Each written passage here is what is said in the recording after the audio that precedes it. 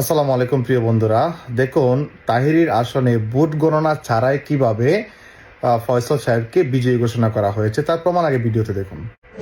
না, আমি ওনারা বলতেছি ভোট গণনার কথা, উনি বলতেছে ভোট গণবে না। এখন উনি বলছে গোনা হয়ে গেছে।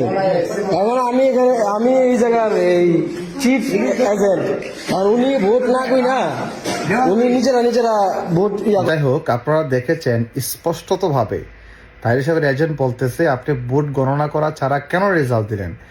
এখানে প্রিজাইডিং অফিসার উনি ভোট গণনা করতেই রাজি না, উনি ভোট গণনা ছাড়াই ফয়সাল সাহেবকে দানের শেষ মার্কায় বিজয়ী ঘোষণা করে দিয়েছেন।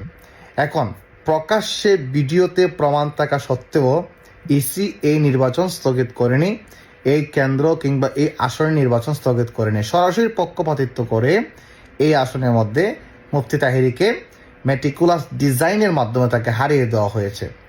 আমি ব্যক্তিগতভাবে এর তীব্র নিন্দা জানাচ্ছি। আমার উদ্দেশ্য হচ্ছে এটাই যে মাধবপুরের প্রায় 30-এর অধিক আসনে তারা ভোট গণনা ছাড়াই ফয়সাল সাহেবকে বিজয়ী ঘোষণা করে দিল।